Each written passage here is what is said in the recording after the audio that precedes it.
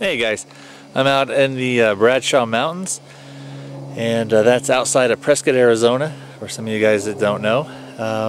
So Arizona does have some very pretty mountainous country, some high country, lots of this forest actually up here used to have lots of real tall, a lot of the tall pines, and probably 35 years ago or so there was a big fire that came through here, so a lot of the stuff, you'll still see some of the pine, but a lot of the stuff that has replaced it has been oak and some of the things like that.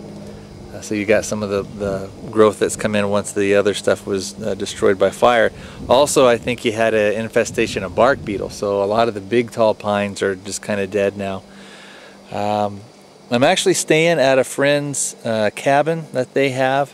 The area where I am is pretty remote. It's a 20-acre piece and it's surrounded by national forest. And the way that happened was, years ago there were lots of mining claims, so that a lot of the areas around this property would have been had mining claims on them, and so people would have had kind of ownership of it.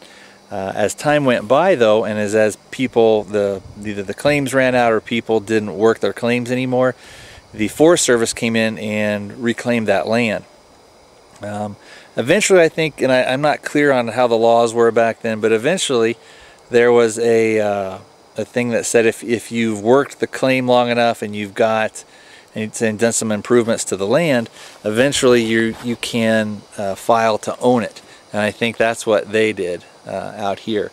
The cabin that I'm staying at, which I'll show here in a little bit, is a pretty nice little cabin. It's I think it's been around for 25 years or so, but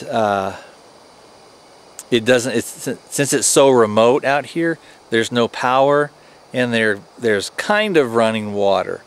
You have to pump the water up to a holding tank that's from a creek, and then the holding tank is up higher on a hill, and then that does a gravity feed down. The problem is, of course, with any kind of creek water or things like that, it's always suspect as far as being able to drink or brush your teeth or wash with it, things like that. So when you come up here, you have to sort of bring your own water and things like that. But that's kind of a small price to pay for the privacy that you get. Being on 20 acres of land that's privately owned and being surrounded by national forest property. So I'm going to be up here. I've already spent the one day up here. I'm going to spend one more day, and then I'm going to head back down to Phoenix. Temperature up here is probably in the high 60s. At night it gets down into the I think last night it probably got down into the maybe high 20s, like 29, 30 degrees or so, right around there. All right, talk to you later.